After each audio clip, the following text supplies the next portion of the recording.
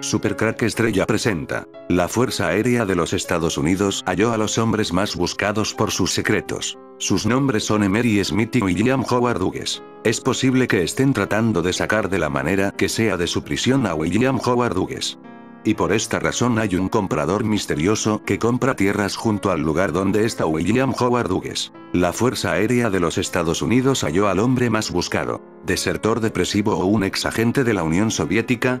William Howard Hughes permaneció 35 años oculto bajo una identidad falsa. Emery Smith, un científico loco, asegura haber hecho 3000 autopsias a extraterrestres. Empezamos por William Howard Hughes. Oficiales de seguridad golpearon la puerta de su casa de California. ¿Es usted Barry O'Byrne? Queda detenido. El hombre, que miró resignado a quienes llamaron a su vivienda, sabía que nadie creía que ese fuera su verdadero nombre. Y que la verdadera historia estaría por revelarse. Tras esa identidad se ocultaba la realidad sobre quién era. Se trataba de William Howard Hughes. Y durante 35 años supo que alguna vez esa escena podría producirse. Cuando el 17 de julio de 1983 Hughes decidió desertar, telefoneó a sus padres. Les contó que debía volar a los Países Bajos para una misión. El capitán de la Fuerza Aérea Norteamericana había sido asignado para ayudar a la OTAN en sus sistemas de vigilancia aérea, materia de la que era experto. La misión era ultra secreta y el capitán de 33 años contaba con información súper confidencial. Regresaría a su país el 1 de agosto de aquel año. Pero cuando regresó de Europa, fue el último día en que alguien lo vio. Y a partir de entonces se convirtió en el hombre más buscado por aquella institución de los Estados Unidos. Hughes estaba asignado al Centro de Evaluación y Prueba Operacional de la Fuerza Aérea, en Kirtland, donde sus funciones incluían la planificación y análisis clasificados de los sistemas de comando, control y vigilancia de comunicaciones de la OTAN. Cuando no se reportó en su base de Kirtland a la vuelta de la misión en los Países Bajos, las autoridades comenzaron a buscarlo. Hallaron su automóvil en el aeropuerto de Albuquerque. Requisaron su vivienda, pero no encontraron nada extraño. Ni fuera de lugar. Incluso, había dejado una lista con libros que pretendía leer cuando regresara. La investigación continuó y descubrieron que en los días previos a su programado viaje, Hughes había sacado de diferentes sucursales bancarias $28.000. En la Fuerza Aérea comenzaron a sospechar lo peor. Era un agente reclutado por la Unión Soviética y que se había fugado con información ultra secreta. Su familia, defendiéndolo, insistía en otra posibilidad. Había sido secuestrado. Sin embargo, el 9 de diciembre de 1983 la Fuerza Aérea lo declaró formalmente desertor. Y las historias y teorías conspirativas no tardaron en tenerlo como protagonista estelar. Incluso, las más trágicas. Una serie de catástrofes de la NASA, como el accidente del transbordador Challenger, en 1986, por ejemplo, ocuparon espacios incalculables diciendo que había sido parte de un sabotaje de la Unión Soviética. Y que en tal sentido, habían podido hacerlo gracias al aporte de un desertor, Hughes. Cuando llamaron en su vivienda californiana, los oficiales no buscaban al desertor, sino a un sospechoso por falsificación de pasaportes. El 5 de junio el Servicio de Seguridad Diplomática del Departamento de Estado entrevistó a un individuo que afirmaba ser Barry O'Byrne. Pero ante las inconsistencias de su declaración, finalmente confesó: "Mi verdadero nombre es William Howard Hughes Jr. Y deserté de la Fuerza Aérea en 1983". La historia sobre un posible agente de inteligencia que había decidido trabajar para el otro bando en plena Guerra Fría fue expuesta en los diarios Los Angeles Times y The New York Times en 1986. Según una fuente del mundo del espionaje, no estaba claro si Hughes había desertado por su cuenta o si había sido secuestrado por los soviéticos. "Vale su peso en oro para los rusos en términos de la futura guerra de las galaxias", comentó la fuente al periódico neoyorquino. Tal era el potencial intelectual y de sabiduría del capitán de la Fuerza Aérea. De acuerdo a la Oficina de Investigaciones Especiales de aquella arma, durante su declaración, Hughes contó por qué decidió abandonarlos. Estaba deprimido y esa fue la única manera que encontró de dejar la fuerza. Por tal motivo decidió inventar una identidad ficticia, mudarse a California y no regresar nunca más. Hasta el momento, la Fuerza Aérea dijo no tener evidencias respecto a si Hughes había filtrado al enemigo información confidencial. Lo hizo por medio de su vocera, Linda Cart. "Hasta que no tengamos la historia completa, no tenemos esa historia", dijo al diario Albuquerque Journal. Ahora, el oficial enfrenta cargos que lo podrían confinar a 5 años de prisión. Lo hace en la base Travis de la Fuerza Aérea en Fairfield. Pero para entender la importancia de este hombre y sus secretos llamado Hughes te daré un dato: desde que está en la base Travis de la Fuerza Aérea en Fairfield, hay un misterioso comprador que asedia una base aérea de Estados Unidos. Invierte $1.000 millones y el gobierno no sabe quién es. Temen que la opaca firma inversionista esté vinculada al expansionismo de China en territorio estadounidense o esté relacionado con este misterioso hombre llamado William Howard Hughes que se encuentra aquí encerrado con todos sus secretos. ¿Quién está detrás de la compra de casi $1.000 millones en terrenos vecinos de la base de la Fuerza Aérea Travis en California? La misma pregunta se hacen las autoridades del gobierno de Estados Unidos. No tienen respuesta. Al principal aeródromo militar del estado de California, situado en el condado de Solano, le han llegado unos millonarios y misteriosos nuevos vecinos. Los inversionistas operan bajo la firma Flannery Associates y, según ha documentado The Wall Street Journal, han comprado unos 222 kilómetros cuadrados alrededor de la base que sobrepasan los $800 millones. La preocupación en torno al origen de esta compañía se basa en el temor de que esté relacionada con el expansionismo silencioso de China en territorio estadounidense que, según Washington, ronda los 1.200 kilómetros cuadrados. Según The Wall Street Journal, el enigma de las compras de la firma Flannery Associates cerca de la base de la Fuerza Aérea Travis ha alarmado a las autoridades locales y federales por temor de que representen intereses extranjeros. El congresista de California John Garamendi es uno de los funcionarios a los que le inquietan estas operaciones que a simple vista se tratan de compra-ventas habituales.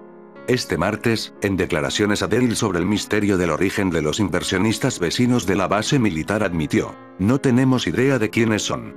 Flannery Associates es opaca. No tenemos idea de dónde han salido los casi $900 millones. Compraron más de 55,000 acres de tierra en el área y la compra genera una gran preocupación", dijo al explicar que las referencias de las operaciones e información de esa compañía en Estados Unidos ni siquiera son verificables. La firma Flannery Associates a la que ha tenido acceso Dell indica que el 97% de sus miembros radican en Estados Unidos. El medio también ha comprobado en el Registro Comercial de California que la dirección de registro comercial de la empresa se encuentra en una tienda de empaques en un centro comercial en Folsom. Por otro lado, el congresista ha explicado que el área comprada es tierra para cultivo buena para el pastoreo agrícola, pero el precio que se aproxima a los $1.000 millones parece astronómicamente alto y tardaría décadas en generar ganancias.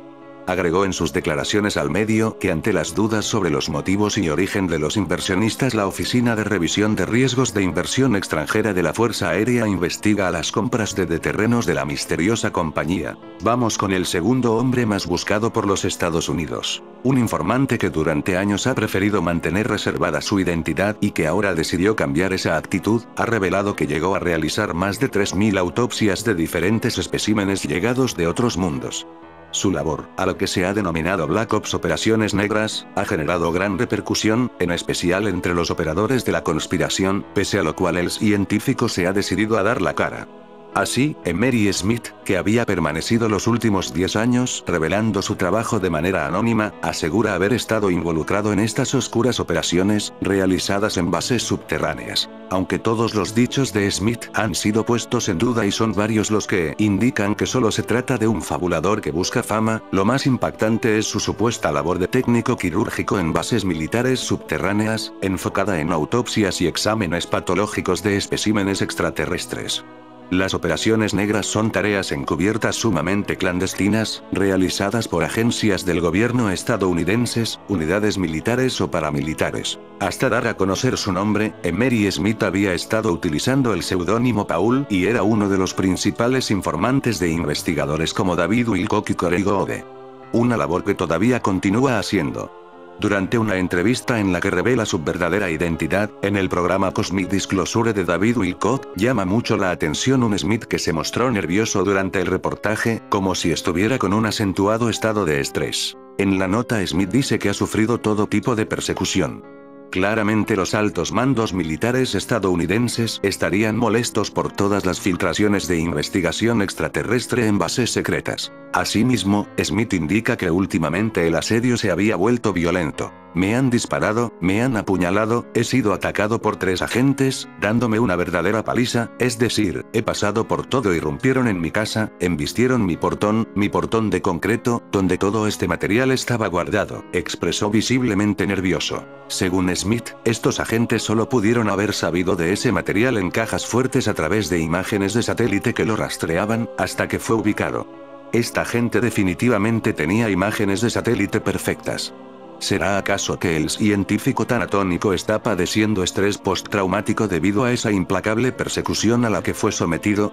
Smith explicó que el laboratorio secreto está en la región de Nuevo México, donde según Smith efectuaba autopsias extraterrestres. El científico comenzó en las operaciones negras luego de mostrar gran eficiencia como técnico en cirugías para el ejército estadounidense. Posteriormente fue transferido a la base de la Fuerza Aérea de Kirtland, en Nuevo México, en un laboratorio secreto subterráneo de la base, al que muy pocos podían acceder. Smith explicó que en su primer día de trabajo, recordó haber descendido al menos 30 niveles en un elevador, para llegar a las instalaciones bajo suelo. Era su primera tarea en una sala de operaciones de la base subterránea. Debía tomar muestras de diversos tejidos, catalogarlos, colocarlos en frascos herméticos y etiquetarlos, junto con otros médicos y técnicos. Al comienzo eran muestras pequeñas, pero Smith comenzó a analizar poco después muestras más grandes, de órganos completos. El científico también comenzó a impresionarse porque las muestras eran de criaturas extrañas, que podrían haber sido obra de experimentos genéticos de criaturas híbridas, con ADN de distintos animales y hasta la utilización de ADN humano. Luego de un año ya tenía en claro que había comenzado con autopsias a seres extraterrestres. Eran exámenes patológicos a partes de cuerpos y cuerpos completos de seres alienígenas. Así, Smith narra la autopsia especial realizada a un ser de tipo reptiliano. Era una piel de color tipo leopardo, era un torso, parecía que había sufrido una explosión, y tenía piel reptiliana. Tenía partes del cuerpo normales, como los seres humanos tienen en sus entrañas, así que pudo observar un vaso, un corazón y pulmones. Asimismo, el médico explica que la cara estaba muy distorsionada y destruida, así que no podría expresar cómo se veía, pero tenía una estructura ósea perfecta, normal, como cualquier ser humano. En sus explicaciones, Smith asegura que estas operaciones se realizaban con mucho silencio. A los médicos no les era permitido realizar preguntas de la procedencia de los cuerpos. Y se encontraba fascinado y asustado al mismo tiempo por la naturaleza alienígena del trabajo patológico. Sin embargo, comenzó a sentirse perturbado cuando recibía cuerpos que se sentían todavía tibios, indicando que habían muerto unos momentos antes. Smith dice que el acuerdo de confidencialidad que había firmado para trabajar en estas operaciones ya había expirado, pero era mejor no hablar de asuntos que lo hicieran sentir incómodo, que sería peligroso para él mismo, incluso para David Wilcock. Este testimonio de autopsias extraterrestres es sorprendente, y se nota convincente y bien explicado. Según Smith, ya no era necesario mantenerse anónimo y esta revelación más bien podría ayudarle a su propia seguridad. Emery Smith y William Howard Hughes pudieron trabajar juntos en 1983 en la misión El Proyecto Montauk.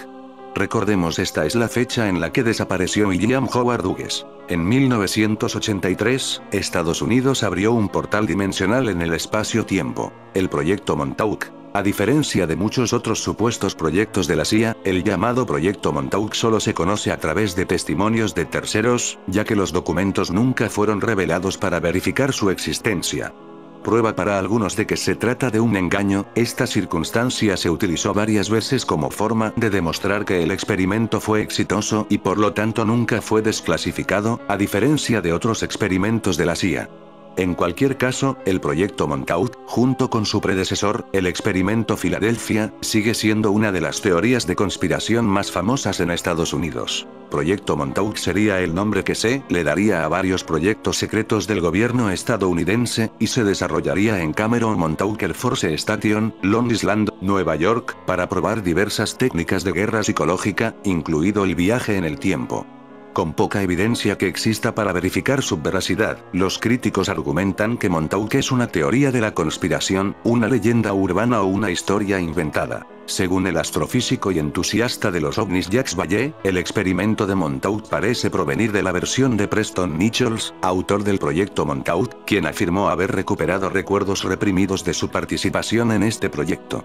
No existe una versión definitiva de la narrativa del proyecto Montauk, pero algunos personajes lo describen como una extensión o continuación del experimento Filadelfia. Según los expertos, el proyecto Montauk tenía como objetivo seguir gestionando el blindaje electromagnético que se había utilizado para hacer invisible a Luz Eldridge e investigar posibles aplicaciones en el ámbito militar del campo magnético como forma de manipulación psicológica de la guerra. El proyecto llegó al Congreso de los Estados Unidos y al principio se consideró demasiado peligroso, pero volvió directamente al Departamento de Defensa y fue nuevamente aprobado por el Congreso.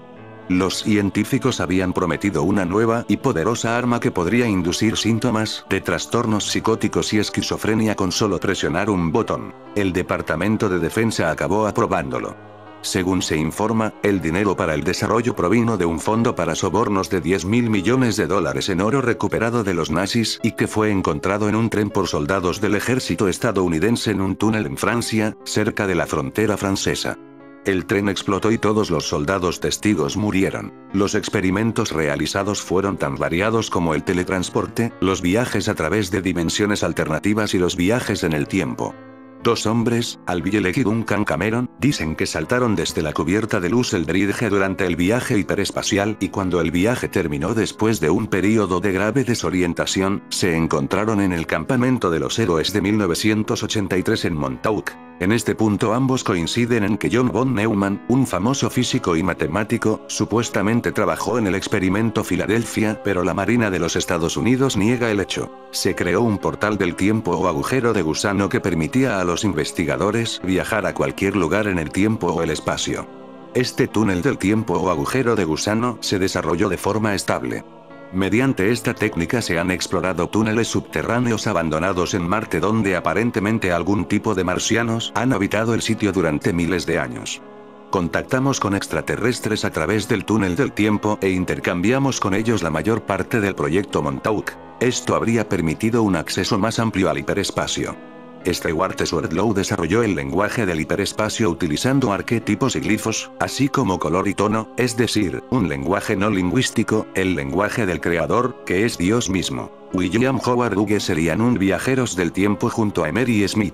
Muchos habitantes de Montauk, en el extremo oriental de Long Island, Nueva York, se burlan de las historias sobre Cameron que la describen como una base militar del gobierno de Estados Unidos donde hubo experimentos secretos sobre control mental y niños raptados y cubiertos de cables en laboratorios subterráneos ocultos. En 1992, 11 años después de que se clausurara y dejaran de verse militares en la zona, comenzaron a circular diversas teorías conspirativas sobre el sitio tras la publicación del libro El Proyecto Montauk. Experimentos en el tiempo, de Preston Nichols, que relataba siniestros testeos que trastornaban genética y psicológicamente a niños locales secuestrados. Sin embargo, el diario New York Post ha obtenido un nuevo testimonio que vuelve a alimentar las teorías sobre la base abandonada que inspiró a los creadores de la serie Stranger Things. Joel Ofreno tiene 53 años, creció en Montauk, trabaja desde hace 18 años en el ahora llamado Parque Estatal Cameron, en el límite oriental de Long Island, y asegura que conoce las oscuras entrañas del búnker. Es un lugar que ha dominado mi vida y mis pesadillas, explicó al Post. Lofreno está convencido de que es uno de los Montauk Boys secuestrados y torturados, que describió Preston Nichols en su libro. No lo creí hasta hace 2 años. Fui hipnotizado, por un hipnotizador certificado, durante unos 40 minutos y todos estos recuerdos me inundaron. Nos hicieron algo muy malo ahí adentro.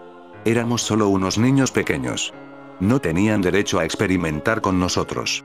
Fue algo muy oscuro, muy malvado, contó al reconocido diario. El neoyorquino cree que fue raptado y abusado durante el verano de 1980 y posiblemente durante el verano de 1981, cuando tenía 12 años. Explicó que bajo hipnosis recordó que un chico de la zona al que nadie conocía muy bien le invitó a ir a la base en bicicleta. Allí había 2 hombres esperando vestidos de civil.